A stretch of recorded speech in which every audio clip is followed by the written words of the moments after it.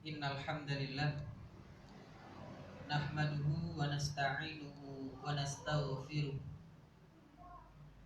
wa na'udzu billahi min sururi anfusina wa min sayyiati a'malina. Man yahdihillahu fala mudhillalah wa man yudlil fala hadiyalah. Asyhadu an la ilaha illallah wahdahu la syarikalah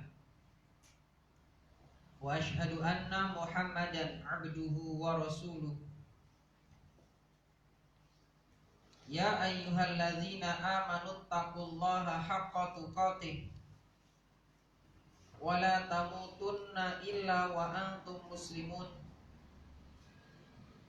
Ma'asyiral muslimin, muslimat yang dimuliakan oleh Allah Subhanahu wa taala. Alhamdulillah, sore hari ini Allah mempertemukan kita semua di salah satu majelis ilmu guna mempelajari firman-firman Allah dan hadis-hadis Rasulullah sallallahu alaihi wasallam. Mudah-mudahan Allah Subhanahu wa taala senantiasa memberikan keistiqomahan kepada kita semua. Kaum muslimin yang dimuliakan oleh Allah Subhanahu wa taala. Salawat serta salam semoga senantiasa tercurahkan kepada Nabiullah Muhammad sallallahu alaihi wasallam. Atas segala perjuangan beliau, para sahabat-sahabatnya dan istri-istrinya, kita dapat mengenal ad-dinul Islam, kita dapat mengenal agama Islam ini. Fa insyaallah kajian kita akan melanjutkan pembahasan dari yang kemarin. Kita masih pembahasan tentang jenazah. Ini pembahasan yang keberapa Pak tentang jenazah? Kedua. Kaum muslimin yang dimuliakan oleh Allah Subhanahu wa taala. Pada hari ini kita akan membahas tentang hal-hal yang boleh dilakukan terhadap jenazah dan hal-hal yang haram dilakukan terhadap jenazah. Hal-hal yang boleh dilakukan terhadap jenazah dan hal-hal yang diharamkan dilakukan oleh yang masih hidup terhadap jenazah. Kita bahas yang pertama tentang hal-hal yang dilarang dulu atau diharamkan. Yang pertama, ma'asyiral muslimin, hal yang diharamkan untuk dilakukan bagi orang yang masih hidup terhadap jenazah adalah meratapi mayit. Meratapi mayit. Hal ini sebagaimana diriwayatkan oleh Abu Malik Al-Asy'ari, beliau menyebutkan bahwasanya baginda Rasulullah pernah bersabda, "Arba'un fi ummati min umuril jahiliyah." 4 hal, yang mana 4 hal ini adalah kebiasaan orang jahiliyah. La yatrukunahunna, yang masih dilakukan umatku dan tidak juga ditinggalkan. Yang pertama, al-fakhru fil ahsab, yaitu berbangga-bangga dengan keturunan. Berbangga-bangga dengan keturunan. Wa ta'nu fil ansab, yang kedua mengingkari keturunan. Kemudian dilanjutkan wal istisqa, ya, wal istisqa, yaitu meminta hujan bin nujum, dengan ramalan bintang. Yang keempat, wan niyahah, yaitu meratapi mayit. 4 hal ini kebiasaan orang jahiliyah, berbangga-bangga dengan keturunan. Dulu orang jahiliyah kalau punya anak laki-laki, Masya Allah, bangganya luar biasa. Bahkan menghalalkan segala cara untuk mendapatkan keturunan laki-laki. Coba nanti yang pernah buka buku-buku sejarah, bagaimana orang Arab jahiliyah itu demi mendapatkan keturunan laki-laki. Sampai disebutkan ma'asyiral muslimin, demi mendapatkan keturunan laki-laki mereka rela menitipkan istrinya kepada orang-orang yang dianggap jago, yang dianggap pengen punya benih keturunan seperti itu. Anggapan si bapak ini pengen punya keturunan pandai memanah, maka istrinya akan dititipkan kepada orang yang ahli memanah sampai hamil. Gak hamil gak oleh mulih. Sampai sedemikian. Kenapa? Tujuannya pengen punya keturunan yang hebat. Dengan itu mereka akan berbangga, membanggakan diri mereka. Karena kita tahu bahwasanya bangsa Arab dulu adalah bangsa yang suka berperang. Makanya mereka nggak suka. Disebutkan di sini wata'nu fil ansab. Mereka itu mengingat keturunan. Keturunan itu kan nggak seneng, Pak. Aib, malu mereka. Tapi alhamdulillah setelah datang Islam semua itu dihapus. Termasuk kebiasaan jahiliyah wal istisqa'u bin nujum, meminta hujan dengan ramalan bintang. Kalau sekarang meminta hujan dengan apa, Pak? Dengan apa biasanya? Nanggap nopo nih? Nopo? Oh enek ngono iki. Oh enteng. Nanggap nopo ben udan. Nek ben gak udan sapu soto disekek ning kene ngarep latar. Ngalatar nggih mboten iki. Yo opo gitu lah. Kita sudah diajari ya, kita sudah diajari oleh baginda Rasulullah SAW. Dalam Islam itu adanya sholat apa? Istisqa, sholat minta hujan. Yo aja sing aneh-aneh. Kan sebagian orang pakai ritual cambuk mencambuk. Pakai ritual itu agar hujan reda, pakai sapu lidi yang diikat kemudian ditaruh di tengah latar. Mbuh iku apa maksudnya kula mboten ngertos. Tapi di daerah saya nggak ada itu. Di Tuban, adanya di beberapa wilayah, nggak tahu di sini ada apa tidak. Nah inilah ma'asyiral muslimin. Kemudian yang keempat, kebiasaan jahiliyah itu niyahah, meratapi mayit. Orang jahiliyah, Arab jahiliyah dulu meratapi mayitnya luar biasa, Pak. Sampai nyewa orang, membayar orang untuk mengumumkan kematiannya di pasar-pasar, di pintu-pintu masjid juga. Dan menangis, Pak. Mereka membayar orang. Tambah oke, tambah apik bagi mereka. Dibayar untuk meratap, untuk menangis. Lah ini yang dilarang. Jadi hal yang diharamkan bagi orang yang masih hidup terhadap jenazah yaitu ratapan-ratapan jahiliyah. Meratap. Bagaimana kalau sekedar menangis? Boleh kalau sekedar menangis. Karena Rasulullah juga pernah menangis. Nanti akan kita sebutkan. Dalam hadis lain Rasulullah bersabda, "An-naihatu idza lam tatub qabla mautiha." Apabila wanita yang meratapi mayit itu belum bertaubat qabla blakin atau apa itu namanya ya. Model-model demikian, panas. Ini bagi mereka. Maka sekali lagi jangan sampai ada ratapan-ratapan di rumah kita. Jangan sampai. Sekali lagi ratapan orang jahiliyah ya seperti tadi. Termasuk yang dilarang, diharamkan adalah memukul-mukul pipi dan merobek-robek baju. Pernah lihat seperti ini? Koyok enggak koyok enek saiki. Ada Bu, orang yang kehilangan anaknya atau suaminya, kemudian mukul-mukul pipi, robek-robek baju. Ada? Ranemu? Alhamdulillah. Dari Abdullah, dia berkata baginda Rasulullah bersabda, laisa minna, bukanlah dari golongan kami, man latomal hudud wa syaqqal juyub wa da'a bidakwal jahiliyah. Tidak termasuk golongan kami orang yang memukul-mukul pipi ketika ditimpa musibah dan merobek-robek baju dan menyeru dengan seruan jahiliyah.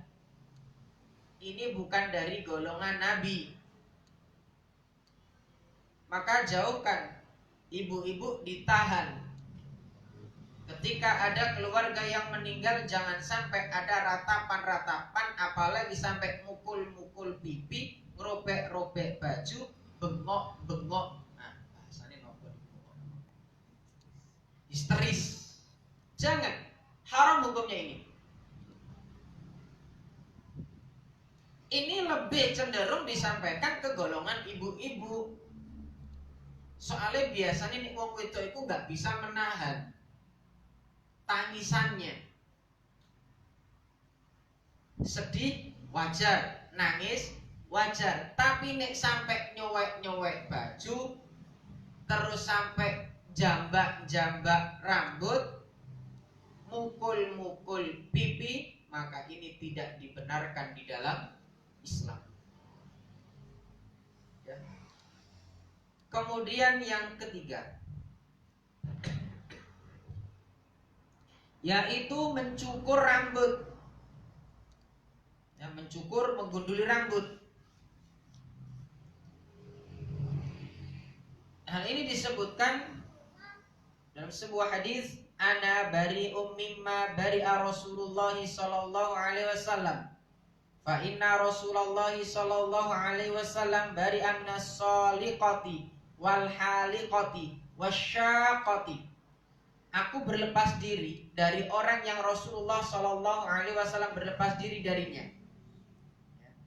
Hal ini ma'asyiral muslimin diriwayatkan dari Abu Burdah bin Abi Musa. Dia mengatakan Abu Musa itu pernah jatuh sakit hingga tidak sadarkan diri, sementara kepalanya berada di atas pangkuan istrinya.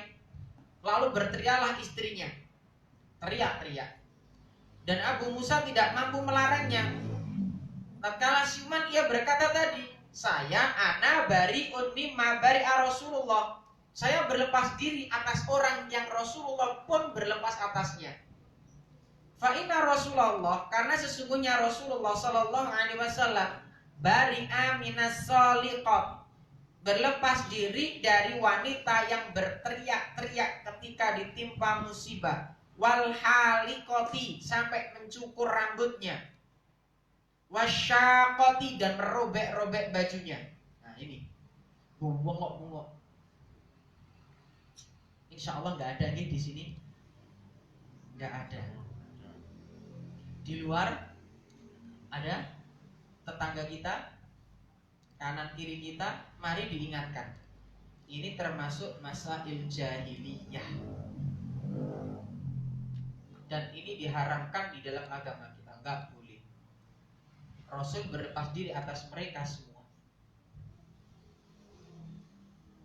Termasuk menguraikan rambut. Menguraikan rambut ini kenapa?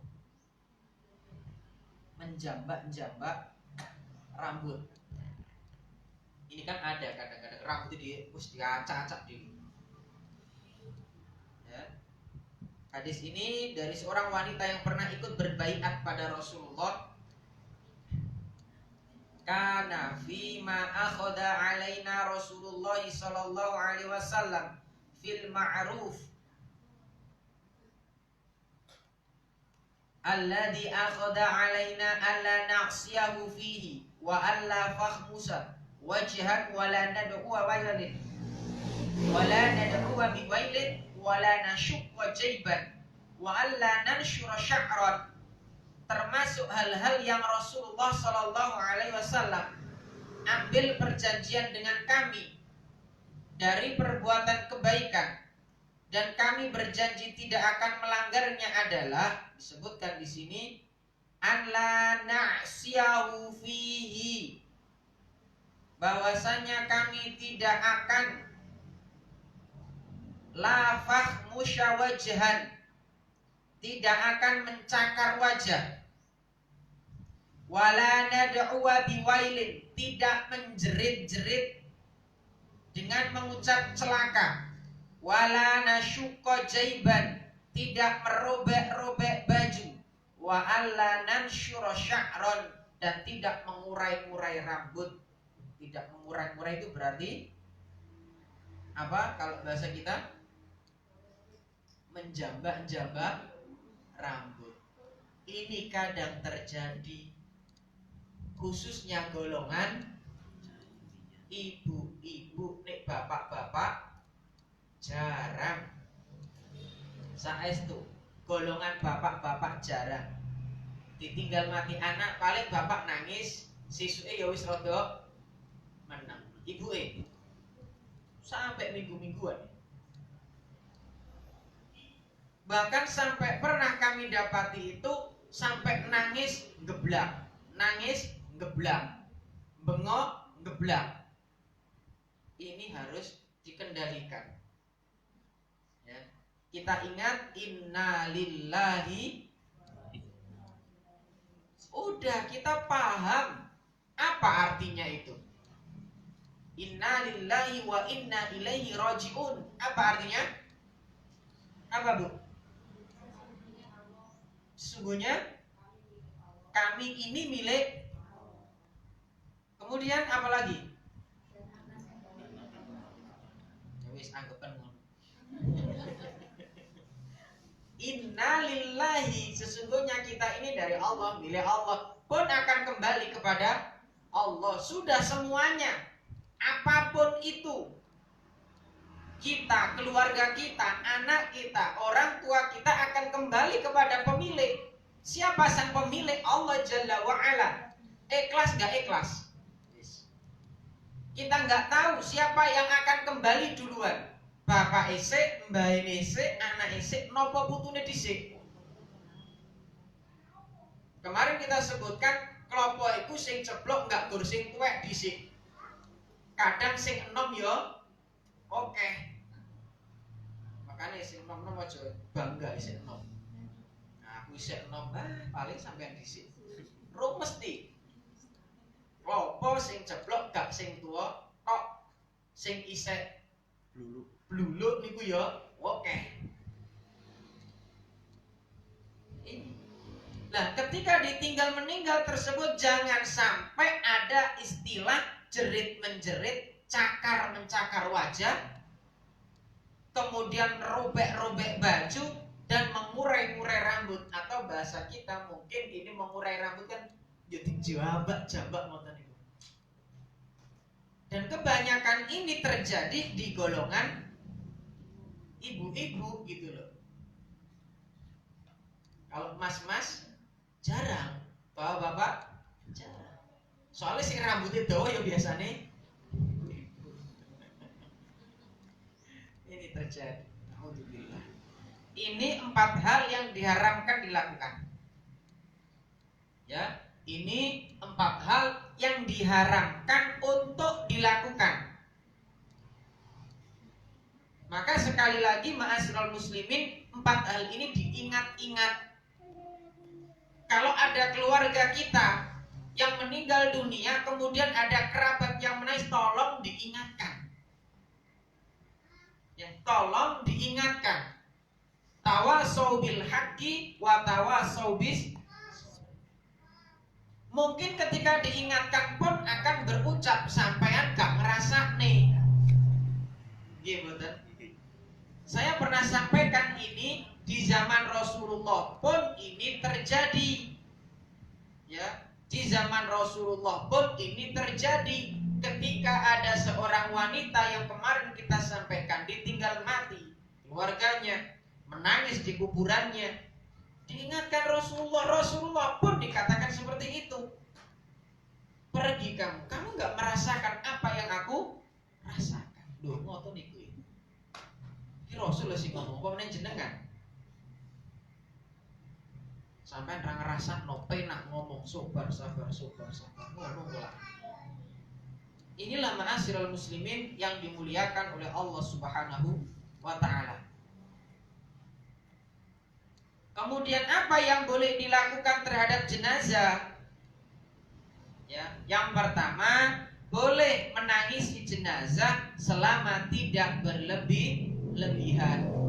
Ya, kita ingat Rasulullah Shallallahu Alaihi Wasallam disebutkan tentang kisah meninggalnya Ibrahim. Ibrahim itu siapa? Siapa? Anaknya Nabi Muhammad. Maka Rasulullah Shallallahu Alaihi Wasallam meraih Ibrahim, lalu memeluk dan menciumnya. Jadi di sini boleh mencium juga, boleh memeluk juga, boleh. Para sahabat masuk menemui beliau sementara Ibrahim sedang menghadapi sakaratul maut. Ternyata beliau meneteskan air mata. Melihat kejadian itu, sontak Abdurrahman bin Auf, sahabat Rasulullah, ya, tanya pada Rasulullah, "Ya Rasulullah, kenapa engkau menangis?" Kemudian baginda Rasulullah Shallallahu Alaihi Wasallam menjawab, "Wahai Ibnu Auf, ini adalah rahmat. Innal aina tadma'u wal qalba yahzan, wa la naqulu illa ma yarda rabbuna, wa inna bi firaqika ya Ibrahim lamahzunun." Sesungguhnya mata ini meneteskan air mata dan bersedih. Berarti boleh nangis, boleh sedih. Tetapi ada batasannya tadi. Batasannya apa? Tidak boleh merobek baju, tidak boleh jerit-jerit, tidak boleh menampar pipi, tidak boleh menjambak rambut. Hal ini harus dihindari. Nangis boleh, sedih boleh. Wala naqulu illa ma yardha rabbuna, dan kami tidak mengucapkan sesuatu kecuali apa yang diridhai oleh Allah. Berarti yang terucap dari lisan baginda Rasulullah bukan ucapan-ucapan hujatan, bukan ucapan-ucapan tidak terima. Kan enek toh Pak, orang itu ditinggal mati keluarganya kemudian bengok-bengok, kok enggak aku? Nah, mau nulis kadang-kadang. Bukan kalimat itu yang terucap, tapi hendaklah yang keluar dari lisan kita doa.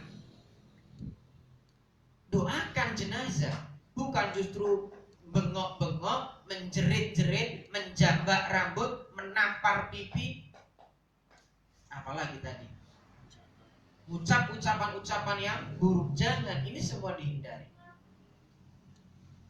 Kemudian boleh mencium jenazah, boleh.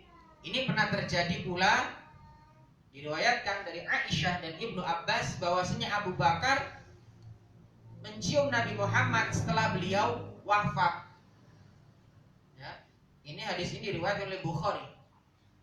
Pun disebutkan bahwa Nabi pun pernah mendatangi Utsman bin Ma'zum yang telah meninggal dunia. Beliau singkap tutupnya, dibuka, kemudian beliau menunduk dan mencium Umar bin atau Utsman bin Ma'zum, dicium. Artinya apa? Sekedar mencium juga boleh. Bersedih boleh, menangis boleh. Tetapi ingat batasan-batasan yang tadi kita sebutkan. Tidak boleh apa? Menjerit-jerit dan semisalnya. Karena disebutkan ma'asyiral muslimin dari hadis ketika Sa'ad bin Ubadah sakit, Rasul pun menangis. Dan ketika orang-orang melihat beliau menangis, mereka pun ikut menangis. Sahabat yang lain pun ikut menangis. Jadi saat sahabat Rasulullah yang namanya Sa'ad bin Ubadah sakit, Rasulullah datang, Rasulullah melihat sahabatnya sakit, menangis Rasulullah. Rupanya sahabat yang lain pun ikut menangis, sedih. Melihat hal tersebut, Rasulullah bersabda, "Ala tasma'un? Tidakkah kalian mendengar? Innallaha la yu'adzibu bidam'il ain."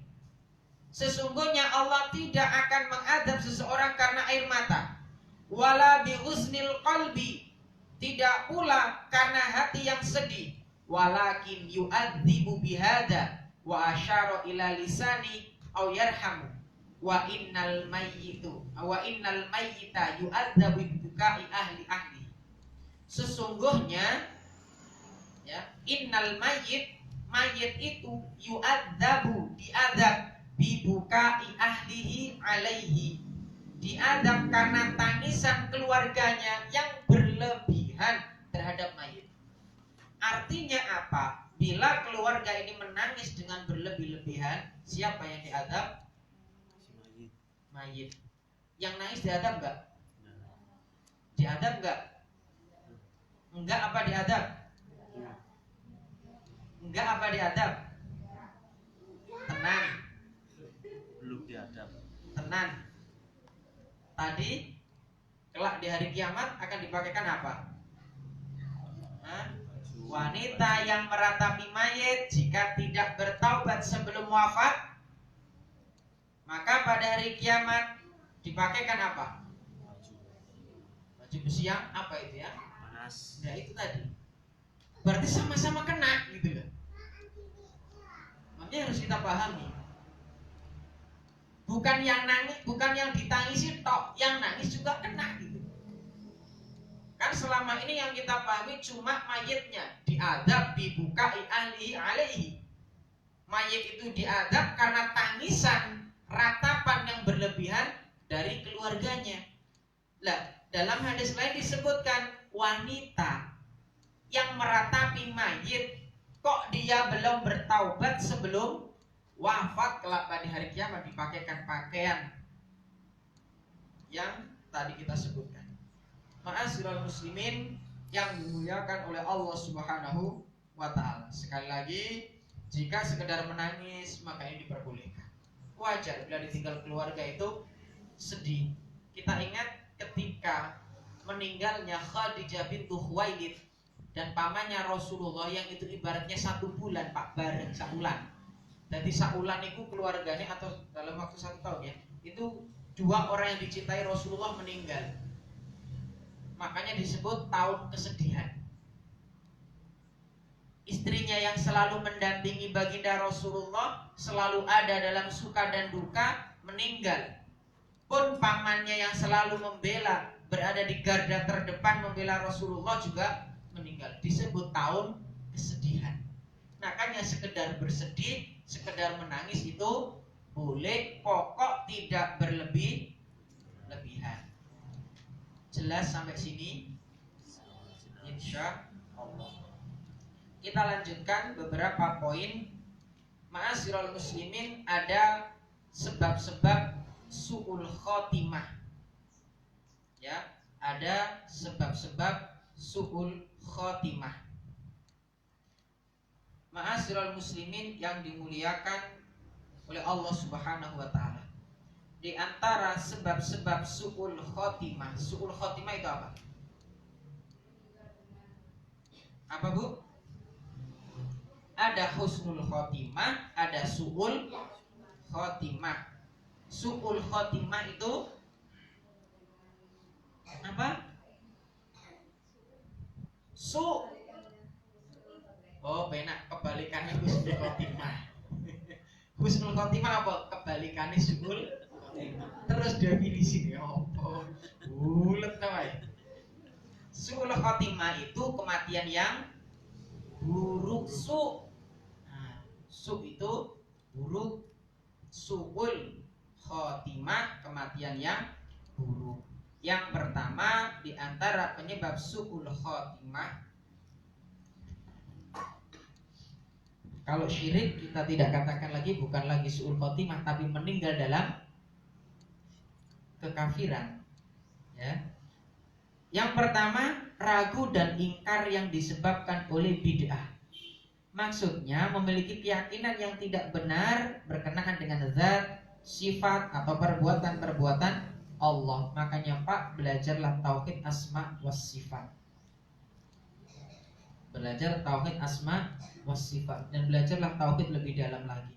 Alhamdulillah di kajian Ahad kan ada materi tauhid, termasuk juga manhaj. Sangat penting. Jangan sampai kita salah jalan. Ya, banyak ustadz-ustadz yang mungkin tergelincir gitu. Masalah ainallah saja ini menjadi dilema. Padahal sudah jelas Allah sebutkan di dalam Al-Quran, innallaha 'alal arsy istawa. Allah bersemayam di atas arsy. Sudah jelas. Ini pun ada yang mengingkari, ada yang mengatakan Allah di mana-mana. Allah ada di dalam hati. Kemudian apa lagi? Manugaling kaula Gusti. Naudzubillah summa naudzubillah. Padahal jelas Allah sebutkan innallaha 'alal arsy istawa. Jadi di antara penyebab yang pertama, orang itu su'ul khotimah, ragu dan ingkar terhadap agama ini, terhadap Al-Quran, terhadap hadis-hadis Rasulullah yang sahih. Yang kedua adalah menunda-nunda taubat. Taubat itu aja ngenteni nek wis tuwa. Soalnya umur gak sampai tua. Jangan ditunda kalau ingin bertaubat. Segerakan saja. Kalau ingin bertobat ya segera. Kemudian yang ketiga, ya, yaitu bunuh diri, Pak. Sekarang itu tren, Pak, orang bunuh diri. Bunuh diri itu tren. Beberapa waktu lalu saya menjumpai ada orang bunuh diri. Alhamdulillah. Orang kalau nggak punya pondasi agama yang kuat, mesti hidupnya akan terasa sempit. Maka beruntung ketika kita duduk di majelis ilmu seperti ini. Kemudian di antara sebab su'ul khotimah lagi, senang dan terbiasa melakukan maksiat. Yang selanjutnya yaitu nifaq. Itu di antara sebab-sebab su'ul khotimah. Sekarang kita lanjutkan tanda-tanda husnul khotimah. Husnul khotimah itu apa? Husnul khotimah kematian yang baik. Baik apa buruk? Baik.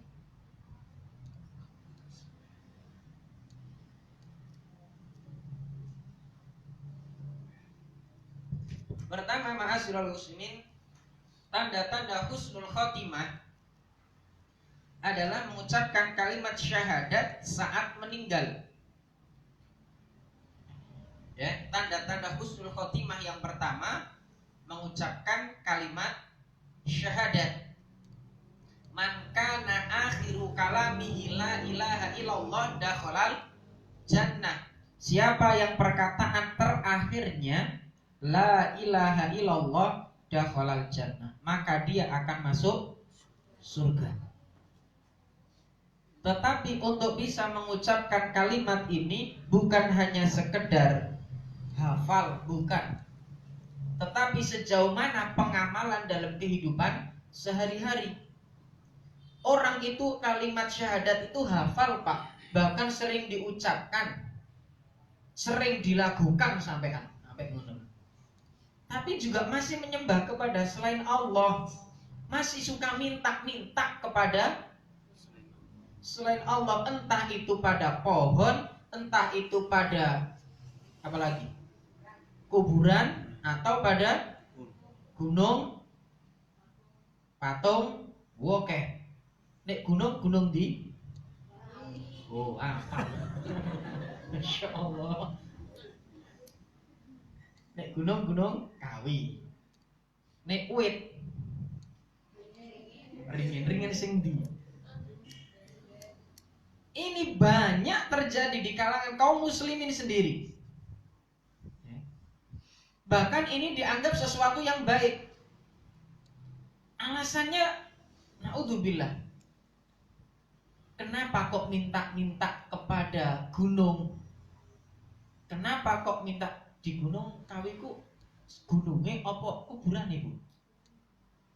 Sing dini. Gak ngerti jenengan? Kebanyakan itu di kuburannya. Ketika ditanya kenapa kok meminta kepada kuburannya, apa jawabnya? Kita nggak meminta, kita hanya berwasilah. Aku ki wong apa to mas? salat ya jarang, poso apa maneh. Lah iku nek kuburan iku kan wong soleh. Dadi aku pengen ngadep Allah langsung sungkan. Jaluk langsung sungkan ya lewat wong sing soleh. Masalahnya wis mati. Kalau pengen didoakan, minta doakan orang yang soleh yang masih hidup. Ini boleh. Mas, dongakno yo muga-muga iso budal kaji. Boleh kalau masih hidup gitu loh. Masalahnya sudah meninggal. Lebih parah lagi, kemarin saya tadi siang atau pagi saya lihat berita. Ada bekas air kumbane keris. Nah, Masya Allah, rebutan sampai jungkel-jungkel. Nah, ini loh nyapo. Ada apa? Krisis akidah. Ya, ini namanya krisis. Jadi ucapan la ilaha illallah di akhir hayat bukan hanya ketika orang itu hafal kemudian bisa mengucapkan, tidak, tapi sejauh mana pengamalannya dalam kehidupan sehari-hari. Diamalkan nggak dalam kehidupan sehari atau hanya sekedar ucapan gitu. Kok apal? Wo, kayak apa sih ngapal? Syahadat, nggak ada pak orang Islam yang nggak bersyahadat. Semuanya bersyahadat. Tetapi paham nggak dengan kalimat syahadat ini gitu. Makanya kan nggak semua orang toh pak bisa mengucapkan kalimat syahadat di akhir hayat. Ada yang ditalkin. Kita ingat hadis Rasulullah, lakinu mautakum bila ilaha illallah. Mautakum di sini apa maksudnya pak? Lakinu mautakum bila ilaha illallah. Hadis ini diriwayatkan oleh Imam Muslim. Lakinu, talkinlah bahasanya gitu kan. Mautakum, orang yang mau mati, mau meninggal dengan kalimat la ilaha illallah. Tapi kan gak semua bisa mengucap ini. Ada yang ditalkin malah dangdutan. Ada yang ditalkin malah miso-miso. Kenapa? Kalimat yang sering keluar dari lisannya, yo kalimat itu. Kebiasaannya juga itu, gitu loh. Mari kita tanyakan pada diri kita, kebiasaane kula lan panjenengan sedaya niku sing apik apa sing elek? Mengisahkan Allah, mentauhidkan Allah, atau justru sebaliknya? Lah orang yang di akhir hayatnya mengucapkan kalimat la ilaha illallah dakhalal jannah, dia akan masuk surga. Kaum muslimin yang dimuliakan oleh Allah Subhanahu wa ta'ala. Kemudian yang selanjutnya, di antara tanda-tanda husnul khotimah, yaitu meninggal dengan keringat di dahi. Dahi ini kenapa? Di batuknya. Dalam sebuah hadis yang diriwayatkan oleh Imam At-Tirmidzi, Ibnu Majah, dan disahihkan oleh Syalbani dalam kitab Shahihul Jami', Rasul pernah menyebutkan dari Buraidah bin Khasib, semoga Allah meridainya, suatu ketika ia berada di Khurasan, ya, mengunjungi saudara yang tengah sakit kritis atau keras. Kemudian aku mendengar Rasulullah bersabda, al-mu'minu yamutu bi iraqil jabin. Orang mukmin, ya, orang mukmin itu meninggal dengan keringat di dahi. Sekali lagi, orang mukmin itu meninggal dengan keringat di dahi. Sekali lagi, dahi itu batuk, sekitar batuk sini ya. Karena apa? Kita lihat penjelasan para ulama. Imam Al-Qurtubi menyebutkan, Abdullah berkata, sesungguhnya orang mukmin itu meninggal dengan kesalahan-kesalahan yang masih ada, kemudian dibalas saat mati itu. Karena itulah dahinya berkeringat. Kita ingat, nyawa itu dicabutnya, ditarikkan ruh ke atas kan. Disebutkan oleh yang lain, ya, disebutkan oleh yang lain, Sebagian ulama menyampaikan orang mukmin mati meninggal dengan mengeluarkan keringat di dahi karena merasa malu kepada Robnya, karena dulu perintah Allah pernah ia langgar. Maka dari itu bagian tubuh ini yang sudah mati, yang tersisa hanyalah kekuatan hidup dan gerakan-gerakan bagian atas. Ingat, ditarik ke atas, yang bawah sudah. Rasa malu terhadap kedua mata. Rasa malu terdapat di kedua mata. Dan saat berkeringat itulah orang mukmin merasa malu kepada Rob. Sementara orang kafir buta dari semua itu. Ini penjelasan dari para ulama. Makanya berkeringat, merasa malu kepada Allah. Dan Imam Qurtubi tadi menyebutkan demikian. Makanya di antara tanda-tanda husnul khotimah meninggal dengan keringat di dahi. Jangan diteni. Termasuk yang ketiga, meninggal pada malam Jumat atau pada siang harinya. Malam Jumat itu berarti dimulai dari habis maghrib. Dimulai engko maghrib.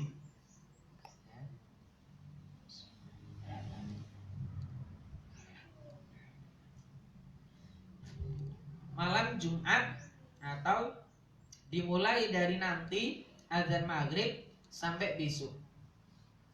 Ma min muslimin yamutu yaumal jumu'ah. Tidaklah seorang muslim meninggal dunia pada hari Jumat au lailatal jumu'ah atau malam Jumat illa waqahu Allahu fitnatal qabri, melainkan Allah akan melindungi dia dari fitnah kubur. Allah jaga dia dari fitnah kubur. Hari Jumat atau malam Jumatnya. Tetapi juga lihat-lihat, jangan kemudian digebiah uyah.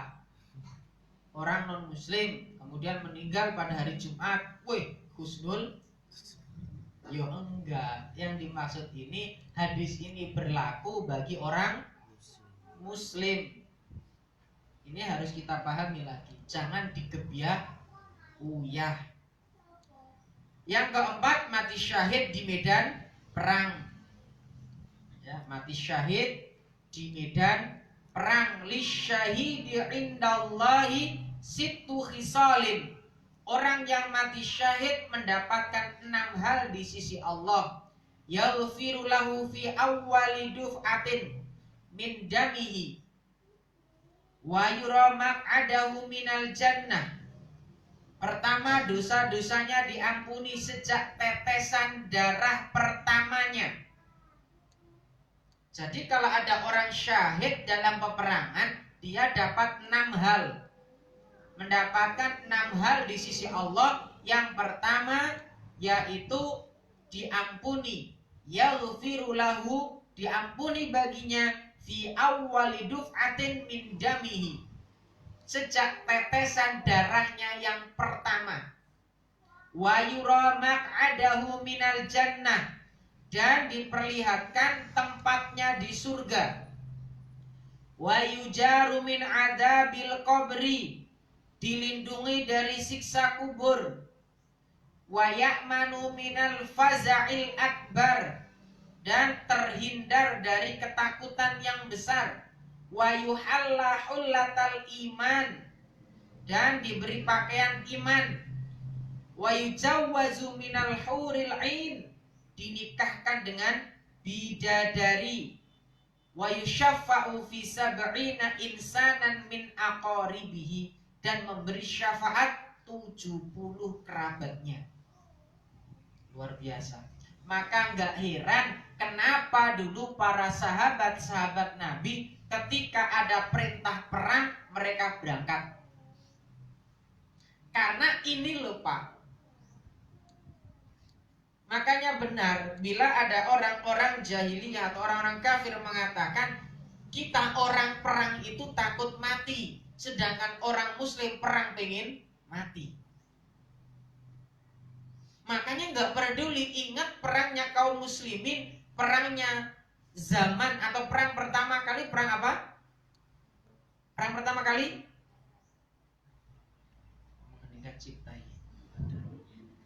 pertama kali? Badar. 1 lawan banyak. Ngoten mawon nggih. Enak. 1 lawan banyak. 1 banding 3. Kaum muslimin menang. Padahal pasukan yang dibawa Rasulullah ya petani, ya pedagang, nggak ada ibaratnya diajari ya persiapan perang, enggak. Sedangkan orang-orang kafir ya seperti itu, persiapannya luar biasa. Orang-orang pilihan. Ingat juga peperangan yang dialami oleh putranya Umar bin Khattab, golongan generasi kedua, yang melawan Tartar atau mana itu, 20.000 melawan 200.000, menang. Kenapa demikian? Karena umat Islam perang pengen syahid di jalan Allah. Orang kafir takut mati gitu. 6 hal ini lo didapatkan, masuk surga, diampuni dosanya, dan luar biasa pahalanya ini. Makanya ma'asyiral muslimin, dulu ini loh yang menjadikan motivasi para sahabat. Makanya yang kecil-kecil juga pengen ikut perang. Bedanya kita kan itu. Kaum muslimin yang dimuliakan oleh Allah Subhanahu wa ta'ala. Kita lanjutkan. Di antara sebab-sebab atau tanda-tanda husnul khotimah masih sama, man mata fi sabilillah fahuwa syahidun. Siapa yang mati di jalan Allah maka ia syahid. Siapapun yang meninggal di jalan Allah. Kemudian yang ke berapa? Berapa, Bu? 5 apa 6? Wis, manut. Mati karena penyakit perut. Meninggal karena penyakit perut. Man mata fil batni fahuwa syahidun. Siapa yang meninggal dunia karena penyakit perut maka ia syahid. Maka ia syahid. Jelas sampai sini? Jelas nggih? Yang selanjutnya yaitu mati di masa nifas karena kelahiran anak atau faktor anak. Nifas itu bersaat apa? Melahirkan. Wal mar'atu, dan wanita yaqtuluha waladuha, yang meninggal karena anaknya, ya, waladuha jam'a, karena anaknya yang terlahir sempurna, syahadatun yajriha waladuha bisurarihi ilal jannah. Maka wanita itu syahid, anaknya menyeretnya ke surga dengan tali pusarnya. Intinya anaknya menyeret orang tuanya ke dalam surga. Maka beruntung ya ketika ada wanita yang meninggal saat kondisi demikian. Karena syahid, dia dihukumi syahid. Kaum muslimin yang dimuliakan oleh Allah, al-mad'un, orang yang mati terkena penyakit taun. Wal mabtun, sakit perut. Wal ghariq, tenggelam. Wa sahibul hadmi, orang yang tertimpa bangunan. Wasyahidu fi sabilillah, dan yang meninggal di jalan Allah. Ini orang-orang yang syahid. Wallahu ta'ala alam, masih banyak sebenarnya tentang tanda-tanda husnul khotimah, termasuk mati saat melakukan amal soleh, ya, meninggal saat melakukan amal soleh. Dalam sebuah hadis yang diriwayatkan, disebutkan dalam kitab juga Ahkamul Janais oleh Syalbani, man qala la ilaha illallah ibtigha'a wajhillah, siapa yang mengucapkan la ilaha illallah demi mengharap wajah Allah, khutimalahu bihada khalal jannah, dan usianya ditutup dengan kalimat itu, maka dia masuk surga. Wa man shoma yauman ibtigha'a wajhillah, khutimalahu biha dakhalal jannah. Siapa yang berpuasa, puasanya karena Allah, kemudian meninggal saat puasa, maka dia masuk surga. Maka dia masuk surga.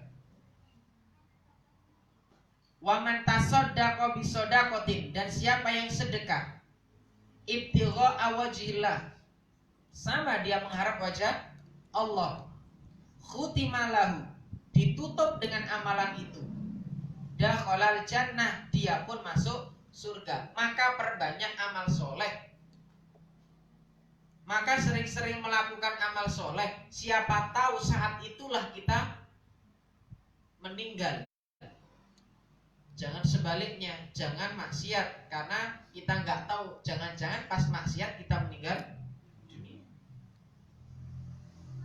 Jadi lakukan amal soleh. Mudah-mudahan bila kita, orang itu dimatikan dalam hal kebiasaannya. Makanya mari kita biasakan berbuat baik, beramal soleh. Mudah-mudahan kita dimatikan meninggal dalam keadaan husnul khotimah. Wallahu ta'ala a'lam bishawab. Mungkin ada pertanyaan, kami persilahkan.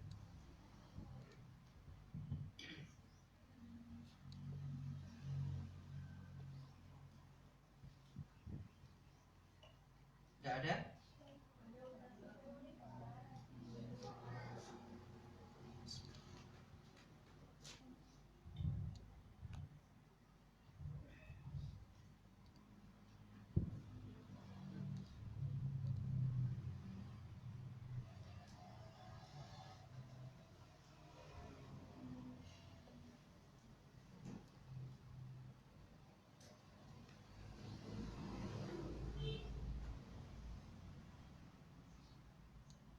Bapak ada pertanyaan? Mungkin monggo. Nah. Seorang yang mati saat di medan perang, apakah perlu dimandikan juga seperti Iya, terima kasih. Insya Allah akan kita bahas pada bab memandikan. Besok. Minggu depan. Besok.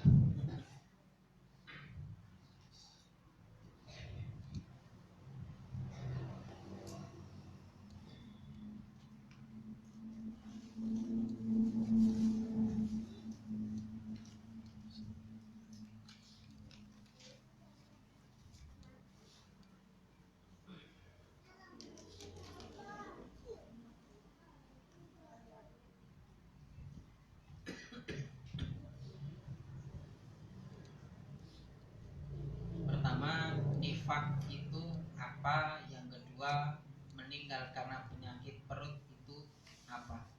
Ma'asyiral muslimin yang dimuliakan oleh Allah Subhanahu wa taala. Al-mabtun, penyakit perut, ini makruf insyaallah semua yang menjangkiti dia dari penyakit perut. Apapun itu tidak disebutkan secara terperinci. Kalau kita lihat biasanya penyakit perut itu apa, Pak? Diare atau nanti apa, Pak? Kayak muntaber itu perut enggak? Bukan ya? Mah dan lain sebagainya. Intinya tidak diperinci penyakit perutnya itu jenisnya apa. Intinya disebutkan dalam sebuah hadis itu al-mabtun, penyakit perut. Ya sudah, kita imani hal tersebut. Adapun nifak, tidak adanya kesamaan antara yang di dalam dan di luar. Ini bahaya. Maksudnya antara lahir dan batinnya tidak sama, tutur kata dan perbuatannya tidak sama. Kalau bahasa kita munafik, ya, ini lebih bahaya. Oke. Ini lebih bahaya ketika kumpul dengan orang Islam, seolah-olah membela Islam dan menjelek-jelekan orang satunya. Ketika kumpul dengan sana, mengunggulkan sana, menjelekkan yang sini. Ini malah justru akan menghancurkan Islam. Orang-orang demikian. Kalau nek kafir bisa lah jelas toh. Nah ini malah angel nek kayak gini. Nah orang-orang seperti ini banyak. Naudzubillah. Termasuk Syiah juga modelnya kayak gini. Karena akidahnya akidah bunglon. Ya, akidahnya akidah bunglon. Jadi salah satu rukun Islamnya mereka adalah menipu. mereka menipu itu ibadah. Alhamdulillah. Itu paham ya Bu? Nifak. Alhamdulillah.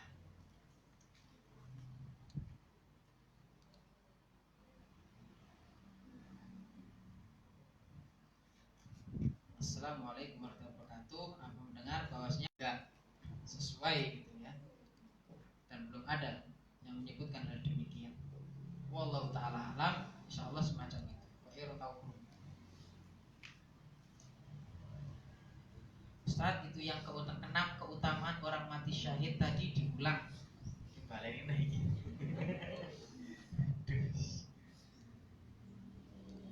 Keutamaan lisyahidi indallahi sittun.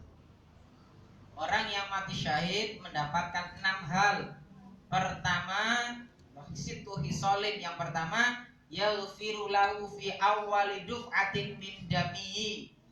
Diampuni dosanya sejak tetesan darah pertama kali terkucur.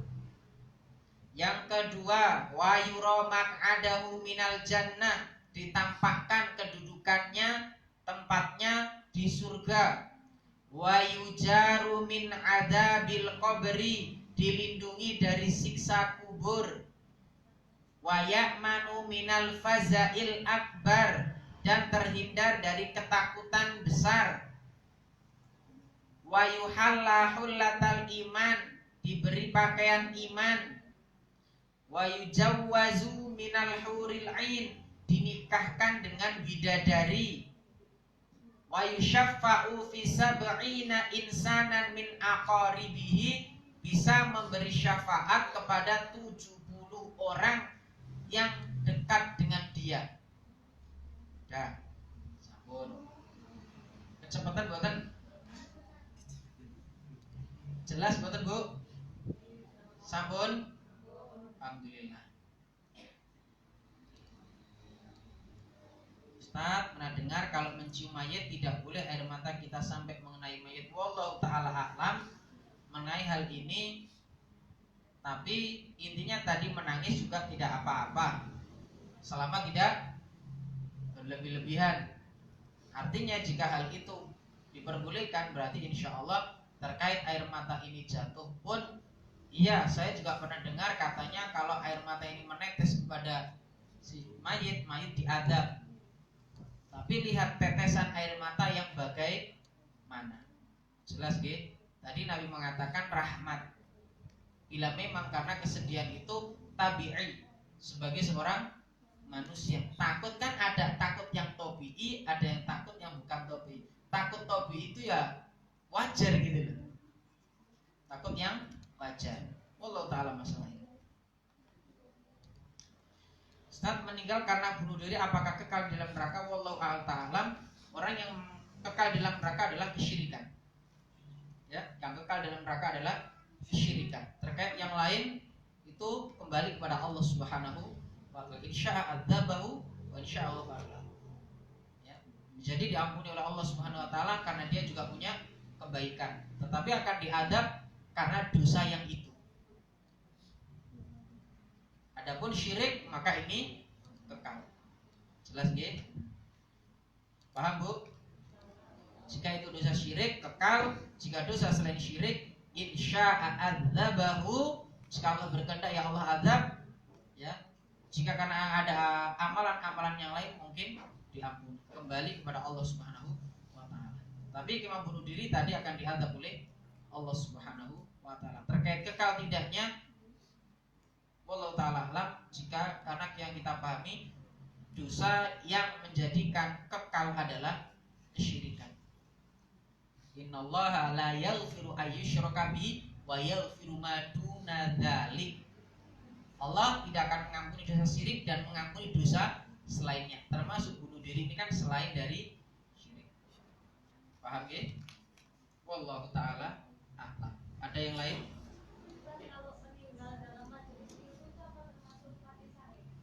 Dia mati di jalan Allah Subhanahu wa ta'ala, syahid.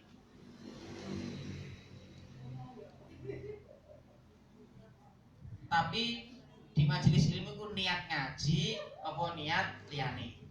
Jika memang niatnya dari rumah ngaji, Pak insya Allah kita meninggal dalam jalan menuntut ilmu. Kita ingat dalam kitabul ilmi karya Syekh Muhammad bin Shalih Al-Utsaimin disebutkan bahwasannya yang namanya jihad itu ada dua. Ya, di antaranya ya dengan menuntut ilmu ini bagian dari jihad. Jihadnya kita kan sekarang mengangkat kejahilan pada diri kita. Maka insya Allah ini juga termasuk syahid. Banyak bu ya termasuk mati syahid. Mati membela agama Allah. Ini kan termasuk juga membela agama Allah. Mati membela diri itu juga di jalan Allah. Ada yang lain? Gak ada bu? Jelas kenapa belas? Jelas. Insya Allah yakin apa insya Allah sungkan? Oh yakin kalau percaya. Insya Allah sungkan ini bahaya. Gak ada pertanyaan lagi Gin? Cekap. Insya Allah kita lanjutkan pada Kemis yang akan datang. Kita masuk pada proses mengkafani jenazah. Wallahu ta'ala alam bisawab. Mudah-mudahan yang singkat ini bermanfaat bagi diri saya pribadi khususnya dan jamaah sekalian. Kita tutup doa kafaratul majelis. Alhamdulillah, asyhadu an la ilaha illa anta astaghfiruka wa atubu ilaik. Alhamdulillahirabbil alamin. Assalamualaikum warahmatullahi wabarakatuh. Waalaikumsalam.